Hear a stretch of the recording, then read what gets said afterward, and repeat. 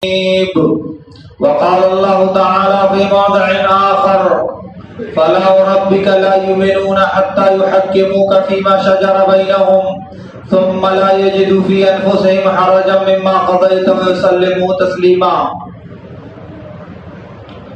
معزز حاضرین،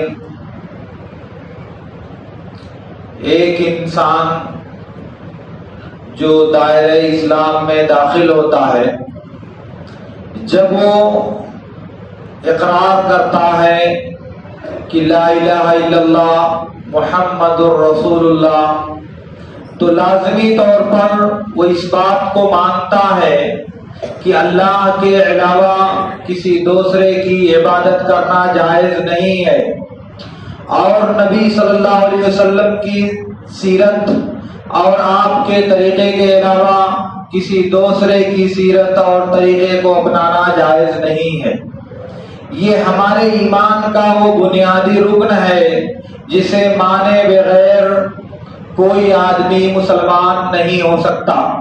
تو کلمے کا دوسرا جز جو رسالت اور نبوت کی شہادت سے متعلق ہے، اس کا مفہوم یہ ہے کہ زندگی میں جو بھی عمل کیا جائے گا، زندگی میں جو بھی عبادت کی جائے گی، زندگی میں رب کی رضا جوئی کے لیے جو بھی انداز اپنایا جائے گا، وہ انداز محمد الرسول اللہ صلی اللہ علیہ وسلم کا بتایا ہوا اور آپ کا سکھایا ہوا ہوگا۔ اس کے بغیر نہ تو اللہ کی عبادت کی جا سکتی ہے اور نہ اس کے بغیر اللہ کی رضا حاصل کی جا سکتی ہے۔ کسی بھی مرحلے میں، زندگی کے کسی بھی موڑ پر اور زندگی کے کسی بھی مرحلے میں آپ پہنچ کر کوئی عمل کرنا چاہتے ہیں، کوئی کام کرنا چاہتے ہیں، تو آپ پر فرض ہے کہ وہاں ٹھہر کر آپ دیکھیں کہ ہمارے اس کام کے سلسلے میں محمد الرسول اللہ صلی اللہ علیہ وسلم کا طریقہ، آپ کی سیرت اور آپ کا اسوہ حسنہ کیا ہے، یہ ہمارے اوپر فرض ہے۔ اور اگر ہم ایسا نہیں کرتے، کچھ معاملات میں نبی کی سیرت کی جستجو کرتے ہیں اور کچھ دوسرے معاملات میں محمد الرسول اللہ صلی اللہ علیہ وسلم کی سیرت کو درخور اعتنا اور لائق اعتبار تصور نہیں کرتے، چاہے وہ تصوراتی اور نظریاتی اعتبار سے ہو اور چاہے وہ عملی اعتبار سے ہو، دونوں صورتوں میں ایسی صورت میں آپ کو اپنے ایمان کا دوبارہ جائزہ لینے کی ضرورت ہے۔ عرض کرنے کا مطلب یہ ہے کہ اللہ رب العالمین نے قرآن کریم میں ارشاد فرمایا ہے، لَقَدْ كَانَ لَكُمْ فِي رَسُولِ اللَّهِ أُسْوَةٌ حَسَنَةٌ لِمَنْ كَانَ يَرْجُو اللَّهَ وَالْيَوْمَ الْآخِرَ وَذَكَرَ اللَّهَ كَثِيرًا۔ جو اللہ پر اور یوم آخرت پر ایمان رکھتا ہے اور بہت زیادہ اللہ کا ذکر کرتا ہے، اس کے لیے اللہ کے رسول صلی اللہ علیہ وسلم کے اندر بہترین اسوہ اور بہترین نمونہ ہے۔ یہ تو اللہ کے رسول کو اللہ رب العالمین نے آئیڈیل قرار دیا ہے، نمونہ قرار دیا ہے، زندگی کی مثال قرار دیا ہے، وہ کیا ہے؟ اس کا مطلب کیا ہوتا ہے؟ آخر اللہ تعالیٰ نے کہا نا کہ مومنوں کے لیے رسول اللہ صلی اللہ علیہ وسلم کے اندر شاندار نمونہ ہے، شاندار مثال ہے، شاندار اسوہ ہے، شاندار آئیڈیل ہے۔ وہ کیا ہے آخر؟ اس اسوہ کا مطلب یہ ہے کہ زندگی کے کسی بھی موڑ پر، زندگی کے کسی بھی مرحلے میں اور زندگی کے پیش آمدہ کسی بھی مسئلے میں انسانوں کو اس اسوہ سے ہٹ کر کسی دوسری طرف دیکھنے کی ضرورت نہیں ہے۔ یہ اسوہ اس قدر جامع، اس قدر شامل اور اس قدر مکمل ہے کہ اس کے ہوتے ہوئے دنیائے انسانیت کو اور آپ کی رسالت کا اعتراف کرنے والے انسانوں کو کسی دوسرے تمدن، کسی دوسری تہذیب، کسی دوسرے دھرم اور کسی دوسرے مذہب پر دیکھنے کی ضرورت نہیں ہے۔ جو بھی مسئلہ ہے، جو بھی دشواری ہے، اور جو بھی ضرورت درپیش ہے اس کے حل کے لیے اگر راستہ تلاش کرنا ہے تو وہ راستہ کہاں سے ملے گا، وہ رہنمائی کہاں سے ملے گی؟ وہ اسی اسوہ حسنہ اور اسی اللہ کے متعین کردہ نمونے سے ہم کو ملے گی۔ ایسا نہیں ہے کہ اگر نماز پڑھنا ہے تو نماز پڑھنے کا طریقہ سیکھنے کے لیے محمد الرسول اللہ صلی اللہ علیہ وسلم کی سیرت دیکھی جائے، اگر روزہ رکھنا ہے تو روزہ رکھنے کے لیے نبی کے طریقے کا پتہ لگایا جائے، اگر زکوٰۃ ادا کرنی ہے تو یہ دیکھا جائے کہ نبی صلی اللہ علیہ وسلم کا اسوہ حسنہ کیا ہے۔ لیکن اگر خرید و فروخت کرنا ہے، اگر گھر بنانا ہے، اگر تجارت کرنی ہے، اگر معاملات کرنے ہیں، اگر سیاست میں حصہ لینا ہے، اگر اقتصادیات اور معاشیات کو ڈیولپمنٹ کرنا ہے، اسے بڑھانا ہے، تو اس میں نبی کے طریقے کو دیکھنے کی ضرورت نہیں ہے، اس میں نبی کا اسوہ ہمارے لیے حجت اور دلیل نہیں ہے۔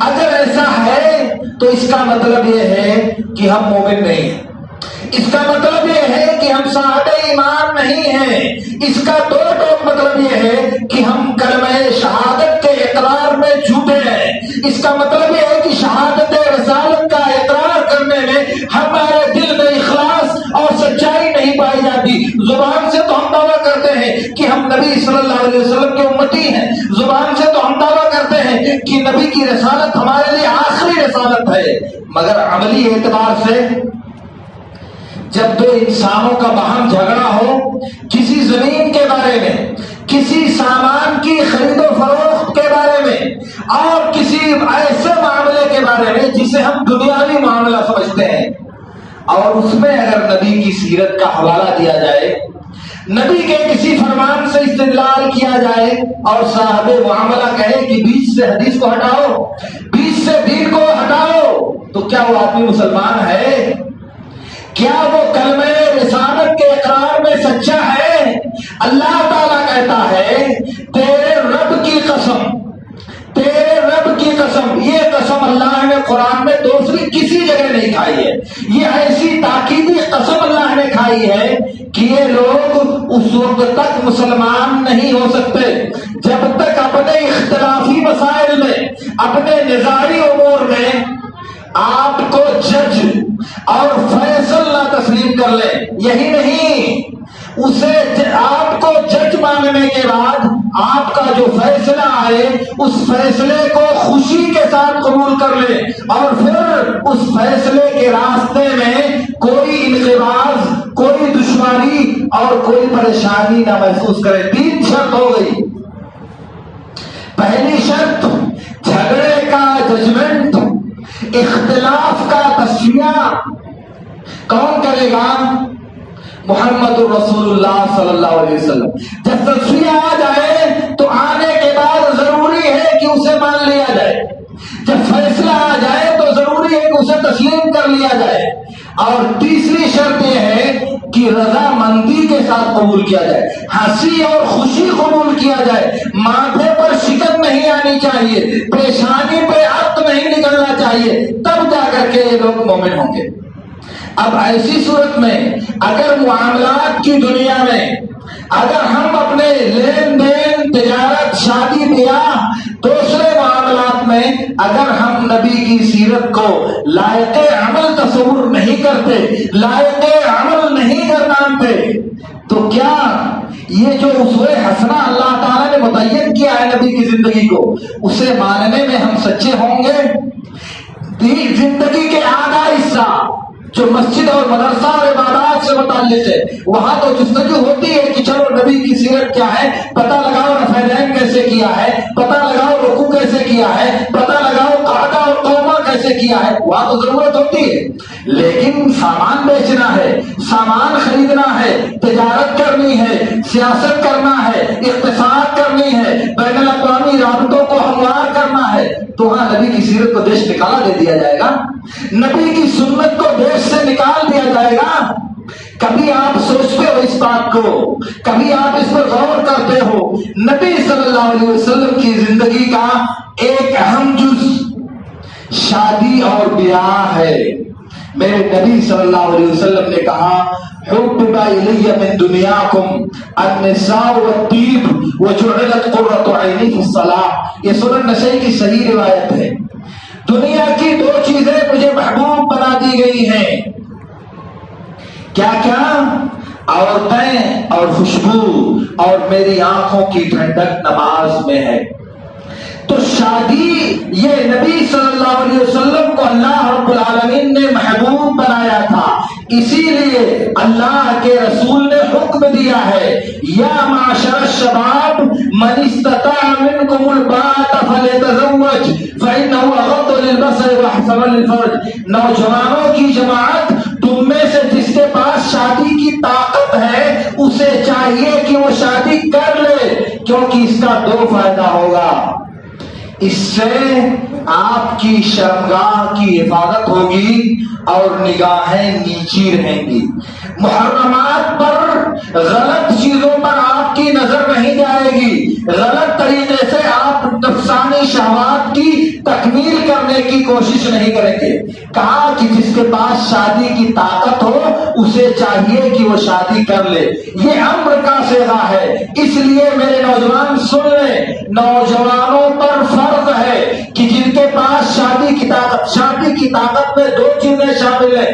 ایک تو بیوی کو کھانے اور رکھنے کا یعنی نام و نفقہ کی طاقت ہو، اور دوسرے قوت باہ ہو، قوت جماع ہو. یہ دونوں چیزیں اگر نوجوان کے اندر پائی جاتی ہیں تو اس پر فرض ہے کہ وہ شادی کرے. ہمارے یہاں سمجھا جاتا ہے شادی سنت ہے، شادی کرنا نبی کی سنت ہے، کیونکہ نبی صلی اللہ علیہ وسلم نے کہا ہے النکاح من سنتی، نکاح میری سنت ہے. تو لوگ سمجھتے ہیں عذرائے جہالت یا عذرائے ناسمجھی کہ ہاں سنت سے مراد وہ ہے جو فرض کے مقابل میں بولا جاتا ہے.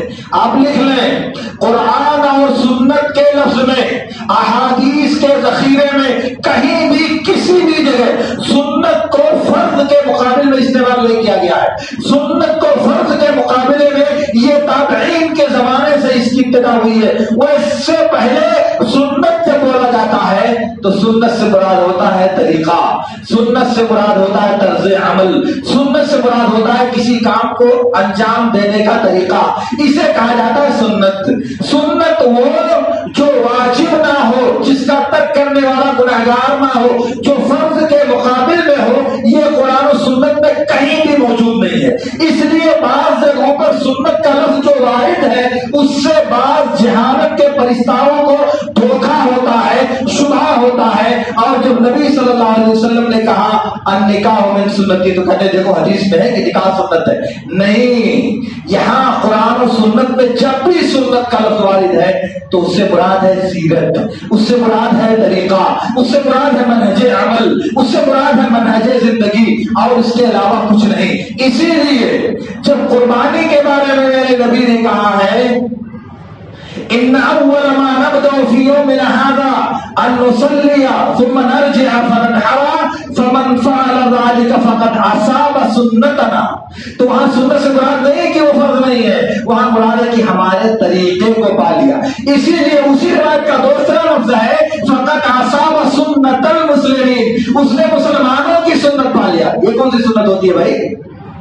اس کا مطلب کہ وہاں طریقہ اور سیرت مراد ہے. تو میں کہنا یہ چاہ رہا ہوں کہ سنت کے بعد الفاظ میں اگر نکاح کے لیے سنت کا لفظ وارد ہے تو اس سے مراد سیرت اور طریقہ ہے. اس سے مراد وہ عمل نہیں ہے جو فرض کے مقابل میں ہوتا ہے، جو واجب نہیں ہوتا ہے. وہ کہیں بھی قرآن اور حدیث میں وارد نہیں ہے. آپ اس کو نوٹ کر لیجیے. اس لیے اللہ کے نبی صلی اللہ علیہ وسلم نے باحیثیت نوجوانوں کو شادی کرنے کا حکم بصیغہ امر دیا ہے جو وجوب پر دلالت کرتا ہے. اس لیے فرض ہے کہ شادی کی طاقت رکھنے والے نوجوان لازمی طور پر شادی کریں. اور ایک بات اور سن لیں، قرآن و سنت کے ذخیرے میں ایسی کوئی دلیل نہیں پائی جاتی جس سے یہ استدلال کیا جا سکے کہ یہاں امر سے مراد وجوب نہیں ہے، یہاں امر سے مراد استحباب ہے، یہاں امر سے مراد سنیت ہے. ایسی کوئی دلیل کتاب و سنت کے ذخیرے میں اللہ اور اس کے رسول سے ثابت نہیں ہے. اور چونکہ امر ہے اور امر کا صیغہ جب کسی قرینے سے خالی ہو تو لازمی طور پر وہ فرضیت کا تقاضا کرتا ہے. اس لیے شادی کرنا سنت نہیں فرض ہے میرے نبی صلی اللہ علیہ وسلم کی طرف سے. تو شادی جب فرض ہے نوجوانوں پر، اس کا مطلب کہ ایک افضل ترین عبادتوں میں سے ہے. اللہ تعالیٰ نے کہا بخاری کی روایت میں ہے ما تقرب الی عبدی بمثل ما افترضته علیہ ولا زال يتقرب الی بالنوافل حتى احبه. وہ ایک لمبی حدیث ہے. محل شاہد یہ ہے کہ بندہ فرض جیسے کسی عمل سے میری عبادت نہیں کرتا جو فرض سے زیادہ افضل ہو. یعنی عبادت جو بندہ انجام دیتا ہے، قربت اللہ کی جو حاصل کرتا ہے، ان میں سب سے بہتر عمل وہ ہے جو اللہ تعالیٰ نے بندے پر فرض کیا ہے. تو اللہ کی رضا کے حصول کا سب سے اعلیٰ درجہ ہے فرض عبادتوں کو انجام دینا. تو نکاح جب فرض ہے تو گویا کہ یہ افضل ترین عبادت ہے. اب اس عبادت کو انجام دینے کے لیے ہم کو کیا کرنا چاہیے؟ اس عبادت کو ادا کرنے کے لیے ہمارے سماج کے ذمہ داروں کو کیا کرنا چاہیے؟ کچھ دیومالا، کچھ وید، کچھ قرآن، کچھ گیتا، کچھ بھاگوت وہاں سے لے کر کے آنا چاہیے کہ شادی کیسے کی جائے، شادی کا طریقہ کون سا اپنایا جائے. کیا ہم کو یہودیت اور نصرانیت کی طرف دیکھنے کی ضرورت ہے؟ کیا شادی کا منہج کیا اپنایا جائے؟ کیا اس کے لیے ہمیں ہندو تمدن کا سہارا لینے کی ضرورت ہے؟ کیا اس کے لیے ہمیں ہندو تہذیب کی نقالی کرنے کی میرے دوستوں ضرورت ہے؟ کیا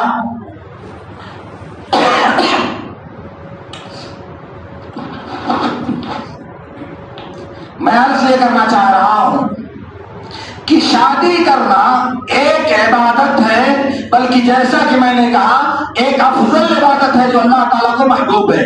اب اس عبادت کو ادا کرنے کے لیے ہمارے اوپر فرض ہے کہ ہم دیکھیں کہ نبی صلی اللہ علیہ وسلم نے اپنی شادی کیسے کی، اپنے لڑکیوں کی شادیاں کیسے کی، آپ کے صحابہ نے شادی کا کیا طریقہ اپنایا. یہ فرض ہے ہمارے اوپر. ہمارے لوگ کہتے ہیں مولوی صاحب کیا کیا جائے، دنیا میں یہی چلتا، سماج والے جینے نہیں دیں گے مولوی صاحب. اور پڑھے لکھے مولوی صاحب کہتے ہیں کہ مولوی صاحب کیا بتاؤں، میں گھر سے مجبور ہو گیا.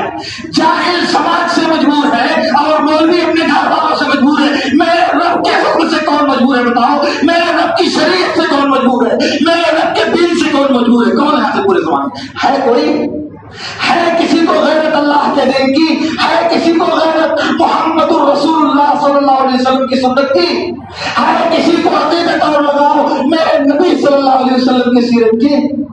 بڑی ڈھٹائی اور بہرائی کے ساتھ مولوی کہتا ہے کیا کروں مولوی صاحب، بہت مجبور تھا. کیا مجبور تھا بھائی؟ ارے گھر والے نہیں مان رہے تھے. گھر والے آپ کے رب ہیں، یہ گھر والے آپ کو جہنم سے بچانے آئیں گے. یہ گھر والے رب کے سامنے آپ کی گردن کو رب کی قسط سے آزاد کرا سکیں گے. کیا کہتے ہیں میرے دوستوں؟ سماج کا جاہل انسان کہتا ہے مولوی لوگ بھی تو کرتے ہیں، مولوی لوگ بھی یہ کام کرتے ہیں. کیا یہ مولوی قیامت کے دن آپ کے لیے دلیل بنے گا؟ کیا قیامت کے دن یہ مولوی اللہ کی طرف سے آپ کو دفاع کرنے اور آپ کو بچانے کے لیے آئے گا میدان محشر میں؟ کون حساب دے گا اللہ کے ہاں؟ مولوی اپنے عمل کا حساب دے گا اور جاہل اپنے عمل کا حساب دے گا. وہ کل آتی ہے یوم القیامت فردا، اکیلے اور تنہا میدان محشر میں حاضر ہو گے. کوئی ساتھ دینے کے لیے آپ کا نہیں آئے گا، نہ باپ اور بیٹا، نہ بھائی اور بہن، نہ خاندان اور رشتے دار. شادی جب ہوتی ہے بارات لے جانے کی بات آتی ہے تو میرا ذمہ دار سماج کا فرد کیا کہتا ہے؟ مطلب خاندان بہت بڑا ہے، بڑی مجبوری ہے، 50 تو ہمارے خاندان والے ہیں، اگر کسی کو چھوڑ دیا تو سب ناراض ہو جائیں گے. حیرت ہوتی ہے مجھے اس دوری پر، تعجب ہوتا ہے مجھے اس سوچ پر. یہ خاندان جو آج ناراضگی کا اظہار کر رہا ہے، جس کی وجہ سے آپ اللہ کی شریعت کو پامال کرتے ہو، جس کی وجہ سے آپ ہندو دھرم کو اللہ کی مقدس عبادت میں شامل کرنے کا جرم کرتے ہو، یہ خاندان قیامت کے دن آپ کو بچانے آئے گا. یہ خاندان رب کے ہاں کی سفارش کرے گا، یہ خاندان اللہ کی شریعت کو پامال کرنے کے لیے، کل آپ کی ہمنوائی کرنے کے لیے رب کے سامنے حاضر ہوگا۔ سوچا ہے کبھی آپ نے؟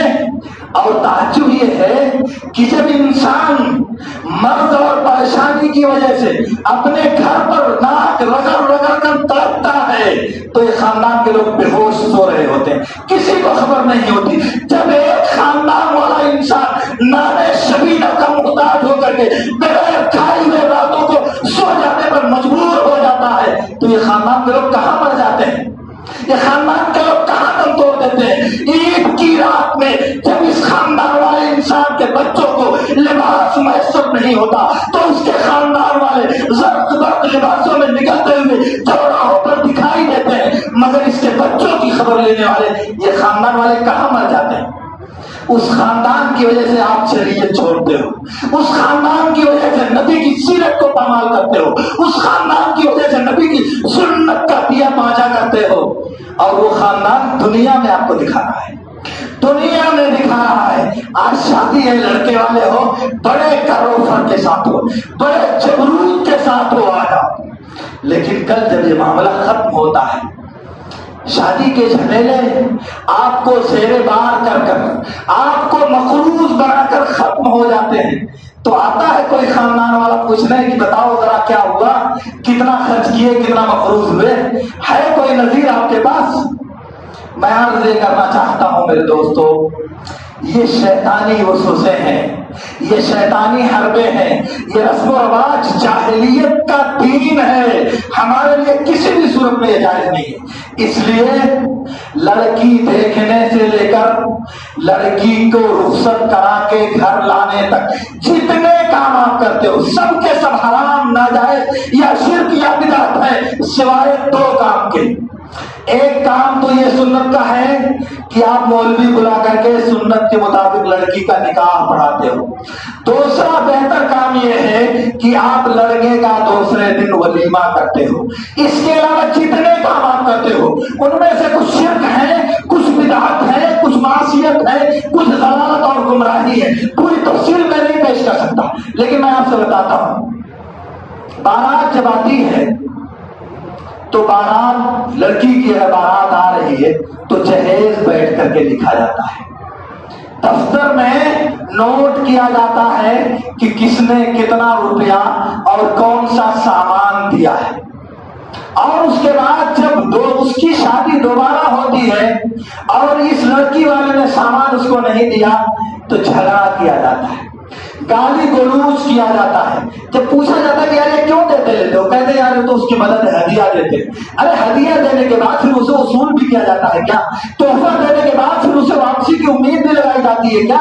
کون سا دین ہے یہ آپ کا؟ اس سے بڑا جرم، وہاں جہیز لکھنے کے لیے ایک تھالی میں چاول رکھا جاتا ہے۔ یہ چاول سے کیا تعلق ہے روپے اور پیسے کا؟ وہاں ایک بدھنی رکھی جاتی ہے، وہ بھی پھول کا برتن رکھا جاتا ہے، وہ پھول کا برتن ہی نہیں، اس میں دودھ اور گھاس رکھی جاتی ہے، اور وہ گھاس یا ہلدی رکھی جاتی ہے۔ کیوں رکھی جاتی ہے؟ یہ سنو میرے دوستو، یہ رکھنا شرک ہے، یہ رکھنا شرک ہے، کیونکہ اس لیے رکھا جاتا ہے کہ یہاں گھاس رکھنے کی وجہ سے نظر نہیں لگے گی اس چندے کو، اس جہیز کے مال کو۔ یہ پھول کا برتن اس لیے تاکہ انسانوں کے مال کو نظر بد سے بچا سکے۔ ہے طاقت ان مادی چیزوں میں اللہ کے نازل کردہ نظر بد سے بچانے کے لیے، اور پھر کیوں کیا جاتا ہے ایسا بھائی؟ تو اتنا بڑا جرم ہے اس لیے کہ برادران وطن کے ہاں اس کی رواج یا اس کی رسم چلتی ہے ان کے ہاں، اور وہی ہمارے یہاں لا کر کے نقل کر دیا گیا۔ اب اگر ہم بات کی جائے، ارے 50 سال سے لوگ کر رہے ہیں، کوئی عالم نہیں پیدا ہوا آج تک، تم ہی ایک عالم پیدا ہوئے ہو، آج تک کسی کو کچھ معلوم نہیں تھا، آج تم ہی ایک دنیا میں پڑھ کر کے تنہا آئے ہو، کیا جواب دے گا کوئی آدمی؟ کیا کہے گا دنیا میں کوئی آدمی؟ سنو، ہاں دلیل علم ہے، دلیل جانکاری ہے، دلیل جاننا اور معرفت ہے، دلیل جہالت نہیں ہے، دلیل نہ جاننا نہیں ہے۔ آپ نہیں جانتے ہو یہ دلیل نہیں ہے، کسی نے آپ کو نہیں بتایا یہ دلیل نہیں ہے، دلیل ہے میں بتا رہا ہوں کہ یہ میرے طریقے کے خلاف ہے. میں بتا رہا ہوں کہ یہ ہندوؤں کے دین کا ایک مقدس قانون ہے. میں آپ کو بتا رہا ہوں کہ اسے نظر بد سے بچانے کا ذریعہ سمجھا جاتا ہے. کیا یہ سب جائز ہے؟ کیا آپ اسے جائز سمجھتے ہو؟ لکھ لو اور نوٹ کر لو. اور پھر جب مولوی صاحب نکاح پڑھنے کے لیے بیٹھتے ہیں تو بڑی سی ڈھکیاں لائی جاتی ہے, رومال لایا جاتا ہے, انگوٹھی لائی جاتی ہے چاندی کی, انتہائی بدصورت شکل میں لائی جاتی ہے اور اسے وہاں رکھا جاتا ہے. کہاں سے آئی یہ انگوٹھی, یہ ڈلیا, یہ تولیہ کہاں سے آیا ہے؟ پڑھو کبھی, پوچھو علماء سے کہ آخر یہ ہمارے دین میں کہاں سے آیا. نبی کی شادی ہوئی تو انگوٹھی نہیں دی گئی, نبی کی بیٹیوں کی شادی ہوئی تو انگوٹھی کا تذکرہ نہیں آیا, خلفائے راشدین کی شادی ہوئی کسی نے انگوٹھی نہیں لیا اور نہیں دیا, تو ہمارے پاس کہاں سے آ گیا بھائی؟ ان مقدس ہستیوں کی شادیوں میں اس کا وجود نہیں, اور ہماری شادیوں میں تو یہ جزوے لاء ہے. اگر کسی نے کہہ دیا کہ نہیں ہٹاؤ تو پھر اس کی خیریت نہیں. یہ کون سا جاہل مولوی ہے, کہاں سے آ گیا؟ آج تک کسی نے منع نہیں کیا. ہاں میرے دوستوں, جاہلوں کا یہ کہنا صحیح ہے. میرے علماء, میرے طلباء اور میرے اخوان جو سند لے کر کے آتے ہیں وہ مجرم ہے اللہ کی نظر میں, وہ گنہگار ہے اللہ کی نظر میں, کیونکہ وہ دیکھتے ہیں کہ شریعت کی مخالفت ہو رہی ہے, وہ دیکھتے ہیں کہ سنت کی مخالفت ہو رہی ہے, مگر زبان نہیں کھولتے. پتہ نہیں کیوں نہیں کھولتے, وجہ کیا ہے یہ تو میں اس تفصیل میں نہیں جانا چاہتا, لیکن نہیں بولتے ہیں یہ تو دیکھ رہا ہوں میں. اس لیے جب کوئی ایک آدمی بولتا ہے تو لوگوں کو چڑ پیدا ہوتی ہے, لوگوں کو اس سے دشمنی پیدا ہوتی ہے, لوگ اسے برا سمجھتے ہیں. ارے اس کا شکر ادا کرو, اس کا شکر ادا کرو کہ اللہ نے اسے توفیق دیا کہ تمہارا دین تمہارے سامنے خالص شکل میں پیش کرنا چاہتا ہے, تمہارا دین تمہارے سامنے نبی کی سیرت کے آئینے میں تم کو دکھانا چاہتا ہے. شکر کرو اس بات کا. اور سن لو, میں اپنے تعلق سے ایک بات آپ سے عرض کر دینا چاہ رہا ہوں. یہ جو باتیں میں آپ سے عرض کرتا ہوں, یہ جو باتیں میں آپ سے کہتا ہوں, اس میں اللہ کی رضا اور اللہ کے دین کو آپ تک پہنچانے کے علاوہ دنیا کے کسی بھی چیز کا ذرا بھی کوئی شائبہ اور کوئی مطالبہ اس میں موجود نہیں ہے. دنیا کی کسی بھی ذرے کا کوئی لالچ اور دنیا کی کسی بھی طاقت کا کوئی خوف اس میں شامل نہیں ہے. صرف ایک جذبہ ہے, صرف ایک طرف ہے اور صرف ایک لگن ہے کہ ہم اہل حدیث ہیں, کتاب و سنت کی اتباع کا دم بھرنے والے لوگ ہیں. اس لیے ہمارا عمل خالص کتاب و سنت کے مطابق ہونا چاہیے. ہماری زندگی میں شرکیات و بدعات کی جو آمیزش ہے, اس آمیزش سے ہمارے دین کو پاک ہونا چاہیے. صرف یہی ایک طرف ہے. اس لیے مجھے کہنا پڑتا ہے کہ یہ غلط ہے, یہ جائز نہیں ہے, یہ حرام ہے, یہ بدعت ہے, یہ شرک ہے. اگر اس سے آپ کو تکلیف ہے تو تکلیف رہا کرے, اگر اس سے آپ کو صدمہ ہے تو 1000 بار میں اس صدمے کا استقبال کرنے کے لیے تیار ہوں, 1000 مرتبہ اس کو مرحبا کہنے کے لیے میں آمادہ ہوں کہ میری زندگی کا یہی مقصد ہے, میری زندگی کا یہی حاصل زندگی ہے. اس کے علاوہ مجھے کچھ نہیں چاہیے, کیونکہ میرے رب نے مجھے یہ ذمہ داری دیا ہے, میرے نبی نے مجھے یہ ذمہ داری دیا ہے. ابن ماجہ اور مسلم احمد وغیرہ کی روایت میں ہے, عبداللہ بن مسعود رضی اللہ تعالیٰ عنہ نے فرمایا ہے کہ ہر آنے والی نسل میں سے اس دین کے حامل عدالت سے بہرہ مند لوگ ہوں گے. کیا کریں گے؟ دین میں غلو پرستوں نے جو تحریف اور بدلاؤ کیا ہے اس کو رد کرنے کی کوشش کریں گے. باطل پرستوں نے جو چیزیں گڑھ لیا ہے اس گڑھی ہوئی بات کا رد کریں گے, اور جاہلوں نے جو تعویل کیا ہے, جو منچاہی باتیں دین میں داخل کیا ہے, اس کی تردید کریں گے. یہ مشن ہے ہمارا, یہ مقصد ہے ہمارا. اس لیے اس مقصد میں آپ میرے ساتھ آئیے. اہل حدیث ہونے کے ناطے آپ کی ذمہ داری ہے کہ خالص دین اور خالص شریعت اور خالص سنت جب آپ کے سامنے پیش کی جائے تو آپ اسے مرحبا کہیے, آپ اسے خوش آمدید کہیے, آگے بڑھ کر اس کا ساتھ دیجیے اور اللہ کا شکر ادا کیجیے کہ اللہ رب العالمین نے آپ کو توفیق دیا کہ آپ اللہ کے دین کو, اللہ کے رسول کے دین کو, اللہ کی شریعت کو, نبی کی سنت کو بالکل آئینے کی طرح مجلہ اور مصفہ آپ دیکھ سکیں. یہ اللہ کا احسان ہے. تو میں عرض کرنا چاہ رہا تھا کہ شادی کے تعلق سے جو اعمال ہم انجام دیتے ہیں اس میں یہ جو 5 چیزیں میں نے گنائی ہیں یہی کل نہیں ہے، اس کے علاوہ بھی بہت سی چیزیں ہیں۔ ان میں ایک بڑا جرم بارات لے کر کے دلہن کے گھر جانا، اور لڑکی والوں کا لڑکی کی شادی کے دن دعوتوں کا اہتمام کرنا۔ سن لو میرے دوستو، ہمارے دین میں لڑکی کی کوئی دعوت موجود نہیں ہے، اس لیے یہ دعوت دینا یا اس دعوت کو کھانا دونوں گناہ ہے، دونوں جائز نہیں ہے۔ سن لو، آج آپ لکھ لو، آپ نے زندگی میں کبھی نہیں سنا نا، سنو آج میں بتا رہا ہوں۔ نبی صلی اللہ علیہ وسلم کی آئیے مدینے میں، چلیے میرے ساتھ۔ میرے نبی صلی اللہ علیہ وسلم نے شادی کیا صفیہ بنت حویل رضی اللہ تعالیٰ عنہا سے، مکہ مدینہ اور خیبر کے راستے مقام صحبہ میں شادی کیا۔ آج شام ہو گئی، رات گزاری، صبح ہوئی تو بلایا، انس بلاؤ صحابہ کو، جس کے پاس چاول ہو چاول، جس کے پاس کھانے کا جو سامان ہو لے آئے۔ کوئی کھجور لایا، کوئی پنیر لایا، کوئی گھی لایا، اور اس کو دسترخوان میں بچھا دیا گیا۔ کس نے دعوت دیا تھا نبی صلی اللہ علیہ وسلم کی؟ لڑکی کا باپ تو خیبر میں ہے، یا تو مر چکا ہے یا قید ہو چکا ہے۔ وہ کس نے کھلایا صفیہ کی دعوت؟ یہ تو ولیمہ دوسرے دن کیا میرے نبی صلی اللہ علیہ وسلم۔ اور سن لے ولیمہ کرنے والے، ولیمہ دوسرے دن کیا جاتا ہے، زوجین کی ملاقات کے دوسرے دن ولیمہ کیا جاتا ہے۔ اسے جان بوجھ کر تیسرے اور چوتھے دن انجام دینا یہ نبی کی سنت نہیں ہے، ورنہ کیا ضروری تھی راستے میں ولیمہ کرنے کی؟ ارے وہاں سے آتے، کل پہنچ جاتے مدینہ، اور مدینہ پہنچنے کے بعد شاندار طریقے سے ولیمہ کرتے۔ نہیں، صبح ہوئی فوراً مدینے کے راستے میں ولیمہ کیا، یعنی ضروری تھا کرنا۔ ان مدینے تک پہنچنے کا انتظار کرنا مناسب نہیں تھا، اسی لیے نبی صلی اللہ علیہ وسلم نے فوراً ولیمہ کیا۔ شادی ہو گئی، آپ نے اللہ کے نبی صلی اللہ علیہ وسلم نے عائشہ سے شادی کیا۔ شادی ہو گئی مکے میں، رخصتی ہوئی مدینے میں، انصاری عورتوں نے عائشہ کو سجایا سنوارا اور خوبصورت کپڑے پہنائے، لا کر نبی صلی اللہ علیہ وسلم کے گھر بھیج دیا۔ شام میں جب رخصتی ہو کر عائشہ آئی گھر میں، تو اللہ کے رسول نے ایک لطیفہ سنا دیتا ہوں میں، یہ حدیث میں بسند صحیح ثابت ہے۔ عائشہ کے پاس جب نبی صلی اللہ علیہ وسلم پہنچے تو عورتیں گھری ہوئی بیٹھی تھیں عائشہ کو، عائشہ کم سے بچی، تو آپ کو دودھ لایا گیا، ایک گلاس میں، ایک پیالے میں دودھ آپ کو دیا گیا۔ آپ نے دودھ کا کچھ حصہ دیا اور کچھ باقی رکھا، اور کہا کہ تم لوگ پی لو۔ عورتوں نے کہا کہ نہیں، ہم کو بھوک نہیں ہے، ہم کو بھوک نہیں ہے، ضرورت نہیں ہے پینے کی۔ اللہ کے رسول نے کہا پی لو، لا تجمعن جموع وکذبا، ایک تو ضرورت بھی ہے، دوسرے جھوٹ بھی بول رہی ہو، بھوک بھی اور جھوٹ بھی، دونوں اکٹھا مت کرو، لو تم لوگ پی لو۔ یہ ایک لطیفہ ہے جو نبی صلی اللہ علیہ وسلم کے ساتھ اس رات پیش آیا تھا جس رات عائشہ کی رخصتی نبی صلی اللہ علیہ وسلم کے گھروں کا آئی تھی۔ کس نے دعوت کھلائی عائشہ کی؟ کس نے دعوت کھلائی عائشہ کی شادی کی؟ مکے میں یا مدینے میں؟ کہاں کھلائی گئی؟ یہ مثالیں میرے سامنے بھری بڑی ہیں۔